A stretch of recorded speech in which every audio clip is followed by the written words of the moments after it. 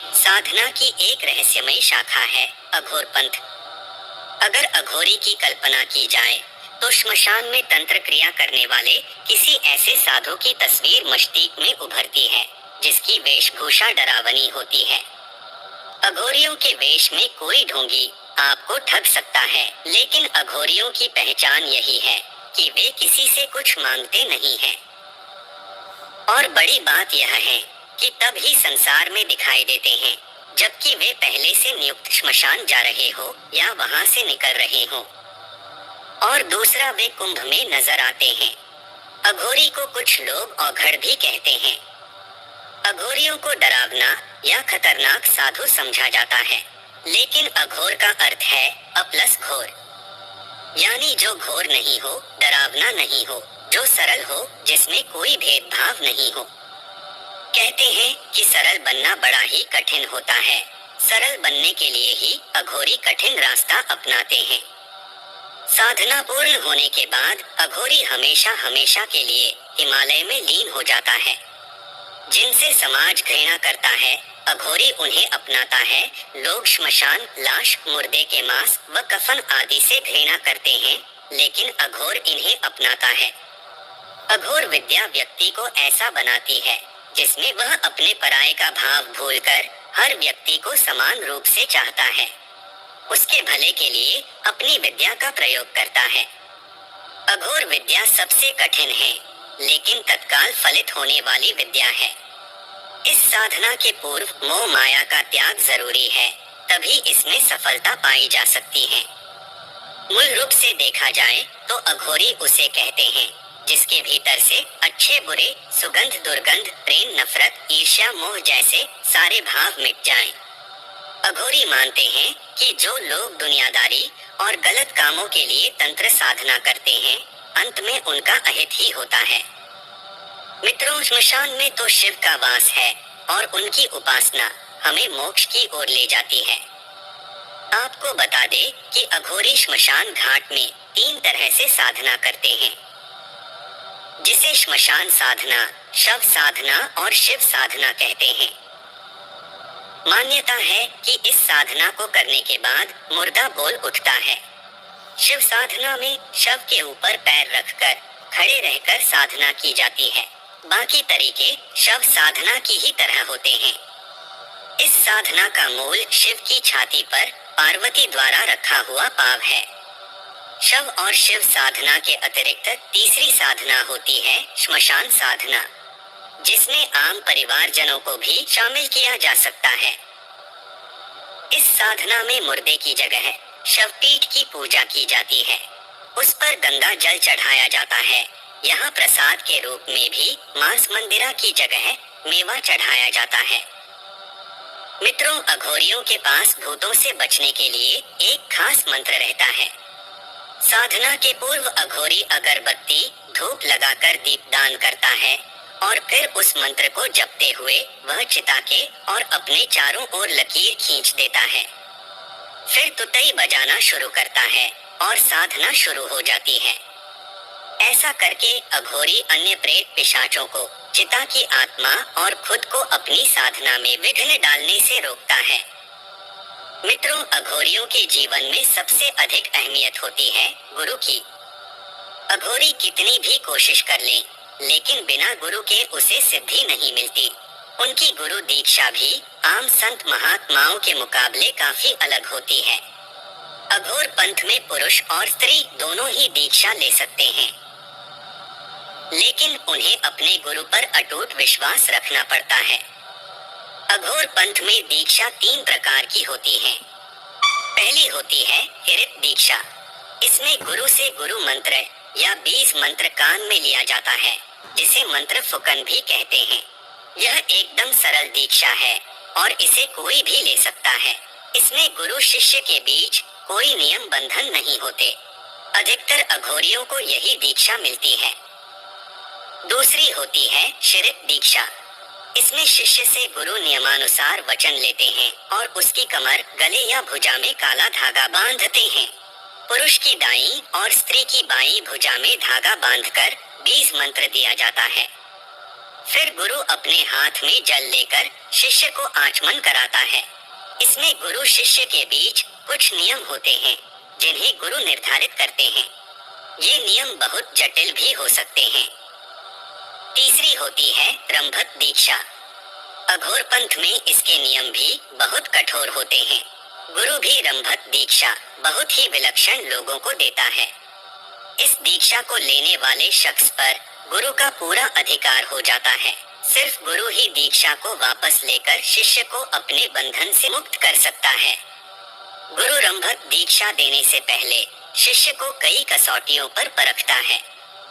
इस दीक्षा के बाद ही शिष्य सही मायने में गुरु के संप्रदाय का असल अधिकारी बनता है। उत्तराधिकार प्राप्त शिष्य भी इसी श्रेणी के होते हैं। यह दीक्षा तभी सफल होती है जब शिष्य को अपने गुरु पर अटूट विश्वास हो। इसमें गुरु शिष्य को अघोर पंथ के सारे रहस्य बता देता है और शिष्य उसके बताए नियमों पर चलकर सारी सिद्धियां प्राप्त कर लेता है। शिष्य अपने गुरु के दिए मंत्रों का उच्चारण करके सिद्धियां हासिल करता है। उसे सिद्धियां एक साथ नहीं बल्कि धीरे धीरे मिलती हैं। वह जैसे जैसे साधना पथ पर आगे बढ़ता है उसे शक्तियां मिलने लगती हैं। साधक को कुल 18 सिद्धियां मिलती हैं। आइए जानते हैं कि ये सिद्धियां अघोरी को कौन सी शक्तियां देती हैं। सबसे पहले रक्षण शक्ति मिलती है। गुरु मंत्रों का जाप करने पर शिष्य को सबसे पहले अपने जप और पुण्य की रक्षा करने की शक्ति मिलती है। वह अपनी और असहायों की मदद करने में भी सक्षम हो जाता है। अगर साधक पर कोई आपदा आने वाली है तो मंत्र के प्रभाव से वह खत्म हो जाती है या उसका असर बहुत कम होता है। इसके बाद गति शक्ति मिलती है। गुरु दीक्षा से पहले अघोरी जिस योग और ध्यान में नाकाम हो चुका है, दीक्षा से मिले मंत्र के जाप से उसकी साधना में गति आने लगती है। वह सारी सिद्धियों को तेजी से हासिल करने लगता है। गति के बाद कांति शक्ति आती है। अघोरी को साधना पथ पर आगे बढ़ने के बाद यह शक्ति मिलती है। यह कुकर्मों वाले संस्कार को नष्ट करके साधक का चित्त उज्ज्वल कर देती है। उसके मन में किसी के लिए द्वेष या घृणा नहीं रह जाती। वह सबको समान नजर से देखने लगता है। इसके बाद अघोरी प्रीति शक्ति को अपनाता है। साधक जो जो मंत्र का जाप करता है उसकी अभीष्ट देवता से प्रीति बढ़ती जाती है। साधना पूरी होने पर प्रीति सिद्धि मिल जाती है। यह अघोरी की सामर्थ्य शक्ति को भी बढ़ा देती है। इसके बाद तृप्ति शक्ति मिलती है। अघोरी के मंत्र जाप के साथ उसकी अंतरात्मा में तृप्ति संतोष बढ़ता जाता है। इस गुरु मंत्र को सिद्ध करने बाद अघोरी की वाणी में सामर्थ्य आ जाता है, यानी कि भविष्यवाणी सच हो जाती है और उसका श्राप और वरदान भी फलित होने लगता है। तृप्ति के बाद अवगम का अधिकारी बनता है। अवगम शक्ति को सिद्ध करने के बाद अघोरियों को दूसरों के मन की बात पता चल जाती है। अघोरी को भूत और वर्तमान का पूरा ज्ञान हो जाता है। उसे पता चल जाता है कि सामने वाले व्यक्ति में कौन से भाव हैं और अतीत में उसके साथ क्या कुछ हो चुका है। सातवीं अवधि शक्ति है। इस सिद्धि को हासिल करना काफी मुश्किल है। यह साधक को त्रिकालदर्शी बना देती है। उसे सबकी आंतरिक चेतना के साथ एकाकार होने की शक्ति मिल जाती है। ऐसे अघोरी पल भर में यहाँ तक बता सकते हैं कि आप किस जन्म में क्या थे। इसके बाद श्रवण शक्ति मिलती है। इससे अघोरी सबसे सूक्ष्म और गुप्त श्रोता बन जाता है। वह देवलोक में संपर्क कर सकता है। इस तरह के अघोरियों का शिष्य अगर दूर से उन्हें पुकारता है तो उसकी पुकार अघोरी को साफ सुनाई दे जाती है। वह अपनी शक्ति के अनुसार उसकी मदद भी कर सकता है। अगला स्वामिर्थ शक्ति है। यह शक्ति अघोरी को अपने मन का राजा बना सकती है। वह अपने हिसाब से नियम बना सकता है और अपने मन पर पूरी तरह से शासन कर सकता है। 10वीं सिद्धि में साधक को याचन शक्ति मिलती है। यह मंत्र जाप अघोरी को अपनी मनोकामना पूरी करने में सक्षम बना देता है, यानी अगर अघोरी कोई चीज चाहे तो वह उसके सामने आ जाएगी। याचन शक्ति के बाद क्रिया शक्ति आती है। गुरु की दीक्षा से मिला यह मंत्र सिद्ध होने पर अघोरी को निरंतर क्रियारत रहने की क्षमता और चेतना मिल जाती है। फिर मिलती है इच्छित अवति शक्ति। इसको सिद्ध करने के बाद अघोरी वरदानी बन जाता है, यानी वह किसी भी व्यक्ति की मनोकामना पूरी कर सकता है। इसके बाद ज्ञान शक्ति मिलती है।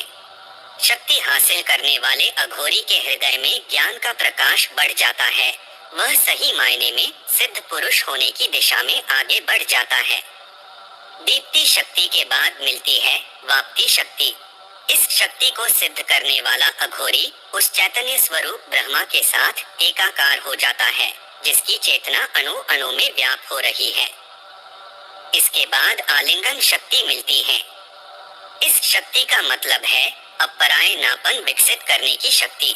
इसे सिद्ध करने के बाद अघोरी के लिए अपने पराये का भेद मिट जाता है। उसे पूरी दुनिया अपनी लगने लगती है। आलिंगन के बाद आती है हिंसा शक्ति। इस सिद्धि के नाम से लगता है कि यह अघोरी को हिंसक बना देती है, लेकिन ऐसा बिल्कुल नहीं है। असल में इस सिद्धि से वह दुष्ट विचारों का दमन करते हैं। वह अपने साथ ही दूसरों के मन का अज्ञान भगाने में भी सक्षम हो जाते हैं। इसके बाद दान शक्ति मिलती है। अघोरियों को जब दान शक्ति की सिद्धि मिलती है तो वे पुष्टि और वृद्धि का दाता बन जाते हैं। फिर उन्हें कुछ मांगने की जरूरत नहीं पड़ती, वह खुद ही किसी को कुछ भी दे सकते हैं। चिंताओं से मुक्त करती है भोग शक्ति। प्रलय के दौरान सब कुछ महाकाल में लीन हो जाता है। सामान्य आदमी इस विचार से ही भयभीत हो सकते हैं, पर यह सिद्धि हासिल करने वाला अघोरी स्थूल जगत को अपने में लीन करता है और ऐसे ही तमाम दुखों चिंताओं से ऊपर उठकर मस्तमौला बन जाता है। आखिर में मिलती है वृद्धि शक्ति। यह सिद्धि हासिल करने वाले अघोरी में प्रकृति वर्धक और संरक्षण की सामर्थ्य आ जाती है। सारी सिद्धियां हासिल करने के बाद अघोरी सही मायने में सिद्ध पुरुष हो जाते हैं।